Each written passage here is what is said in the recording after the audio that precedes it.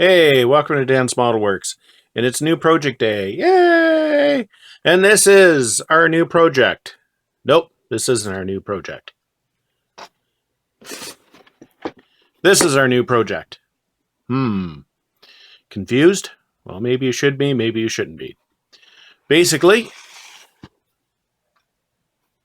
this was probably my first glue together model, and if you'd like to hear the story about how I got involved with model building, up here, somewhere around here, there should be a link to the video I did about 2 years ago on how I got involved with model building, and feel free to check it out. Actually, no. Check it out! Check it out! I'm not going to go on until you check it out. Anyway, so this is the Monogram Ford Woody Street Rod, and it was built using, at the latest release, obviously had to be the mid-70s release of this kit. I don't know if it, don't know what the copyright on it was. It doesn't say on the bottom here. Now, you know, being like maybe 8 or 9 years old, the concept of painting something was totally alien, which is why the underside of this is yellow still. At a later date, as I mentioned in the other video, I felt it was worthwhile to paint the fenders brown and the roof black. Maybe the radiator hose, I think I painted that black. But otherwise, that was the extent of painting. And when I made that other video, I said that I was tempted to rip this poor thing apart and redo it properly. And more people in the comments said to leave it alone and simply get a new version of the kit and build that, then otherwise, I don't know if they're in league with the model manufacturers or not, but I just kind of left it there because obviously I didn't have another kit and this wasn't high on my list of priorities. However, I did come across this online, and this is in fact the same kit. The only difference is this one's molded in red, whereas this one was molded in yellow. So I suppose this is going to be one of my redemption projects where I build something that I royally screwed up as a kid, except try to build it right. So that's what this project is going to be. It's going to be another kick at this project, or it's going to be another kick at this particular model, and I'm going to do it right. Or, well, if not right, I'm going to do it much better than I did the first time around. So let's take a look at the parts. So other than the fact that I, know it's the same kit as this one, I really don't remember much about the contents of the box. When I got the kit about 1.5 years ago, I took a quick look inside, but didn't have anything memorized. I guess we'll just start with what we see. So we've got our big and little tires here, and they are branded. They do say Goodie on them, and they're kind of softish. And we've got our red Sprues, which are still in the bag. Not much of a bag, though. Holy cow. Sandwich bag would be more substantial than this. Let's just get it out of the bag. Whatever secondhand value there was is now gone. We got the roof, and there's nothing molded inside the roof, but the top has a nice texture. According to the box, this is a Chevy small block. You can see what that looks like. And the fenders are all one piece. And there's the hood. Like I said, somewhere in a box rattling around, I have a yellow hood for the other one. So, and there's a little bit of texture to the rubber matting there on the floorboards, or running boards, I should say. So one of the seats has a little bit of goop on it. I don't know if somebody splattered some... Well, no, they couldn't have splattered glue on it. This was in the bag. This windshield and the front cowl. The frame. Yeah, there's more of that right there too. And of course, this is the battery box, back when batteries were under the floor. Seemed like a good idea in the days before road salt. We've got the exhausts on here, and here's part of the radiator. And we've got the rear axle and differential. We've got this, I'd say, is probably the radiator hose and the pulleys.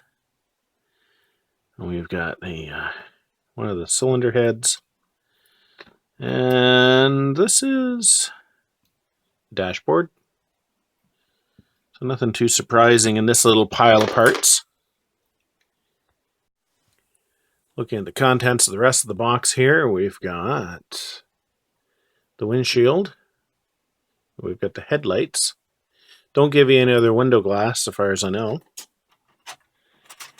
All the rest of the parts are in beige, which I suppose is supposed to make it easier to do it up as a woodie. You can see these panels here have wood grain on both sides, but this side it's spoiled by having some ejector pin marks. But I suppose you could probably put those towards the inside of the car. The wheels are quite nice with all the little spoke detail in them. And what else we got here? This is the back of the seat. Still no copyright date on there. Just that it says Revell Models Incorporated.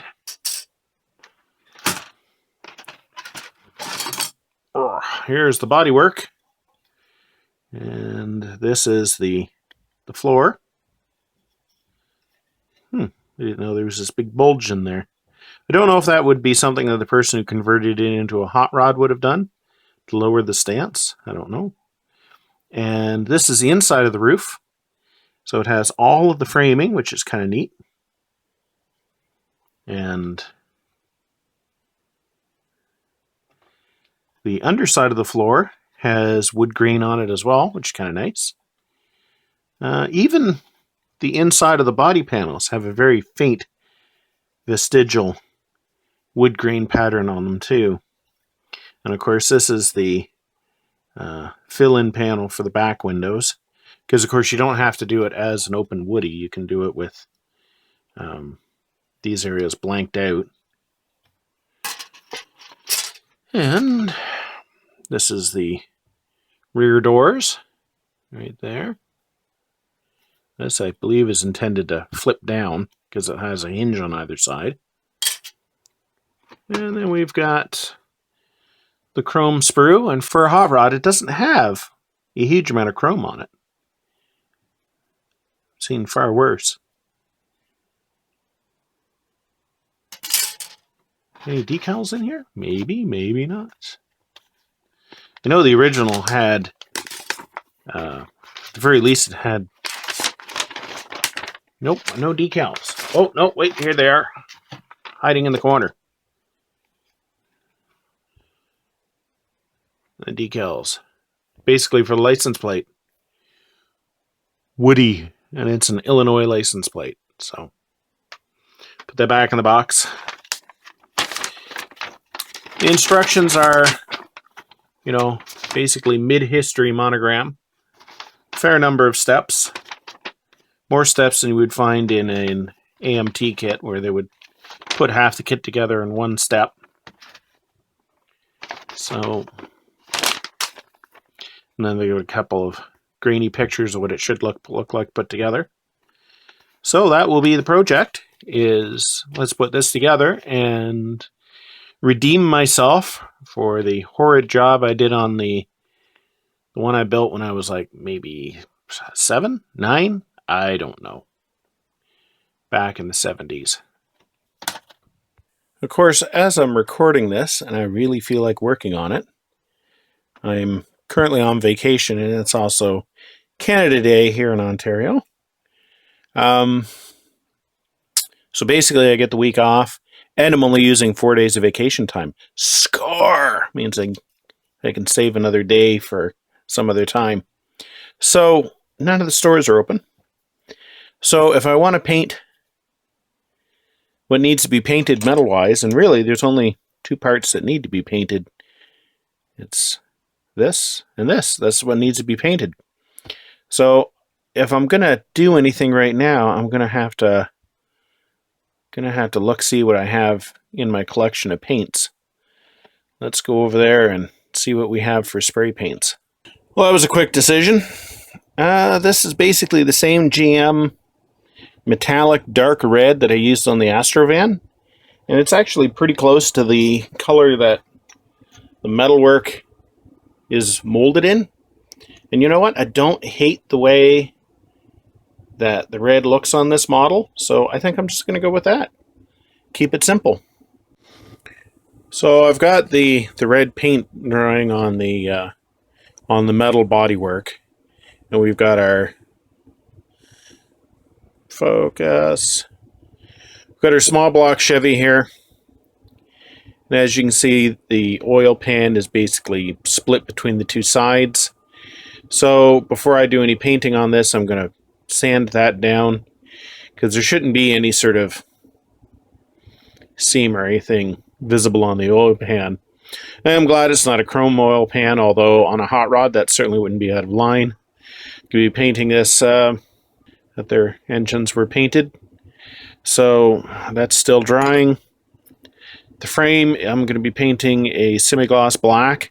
This is not going to be a rat rod. If you love rat rods, oh, more power to you. That's just not really my thing. So this is basically going to be somebody's beloved hot rod. And it's going to be pretty and shiny, even though that's not necessarily my thing either. I don't know. I've got some interesting ideas about some things I'm going to do with this. I'm not going to say it, because I don't know if they're going to work out yet. But anyway, this is going to get some semi-gloss black. So there's two of our three parts that get painted red. Of course, I have the windshield and the cowl. We have the hood. And we have the fender assembly. I've already started gluing in the frame, which I painted separately. I painted that semi-gloss black.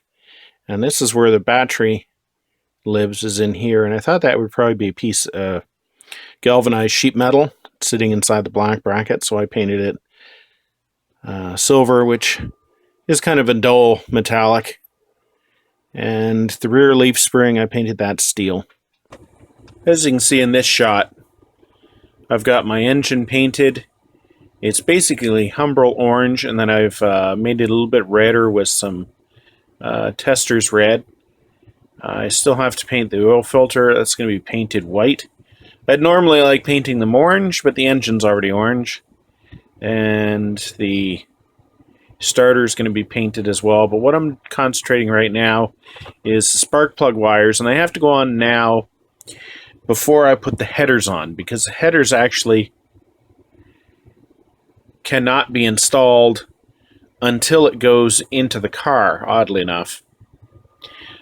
So in the very back of the engine here, you can see I've got my distributor cap there, and what I'm going to be using is this monofilament plastic cord. I know it's a little too springy, but it does behave fairly well when you're making it into spark plug wires, which I'm specifically putting in because there's no sides on the engine compartment. You can see everything, so I think that I should have something representing the spark plug wires in there. With this kit, you pretty much have to put your engine in before you put your exhaust headers in, mostly because if we look down on the body here, you can see there's these two bosses in place, and basically the exhaust headers go into them. I'm thinking that's not very realistic, but I'm just going to put it the other way it basically says to. Not interested in changing things too much. You also can't put this axle and drive shaft in till the engine is in place, and I actually ended up gluing this in along with the engine just to help hold the engine in place. So there's the exhaust manifolds in place, and as you can see, they just kind of go down into the, basically through the frame, or the body, through those tubes. And then of course there's some other holes here that that basically line up with that the exhausts are going to go through. So this is all I'm going to get done in this particular episode, is getting the engine in place here. You may be wondering how I'm going to be finishing the body. I would like to do it in wood grain. That's plan A. If that really does not go that well, then I'm probably just going to have a painted body. Haven't decided yet, but I would prefer to do it in wood grain. Something to tune into the next episode for, to find out just exactly how badly it goes awry. So, thanks for watching, and until next time, just keep on modeling.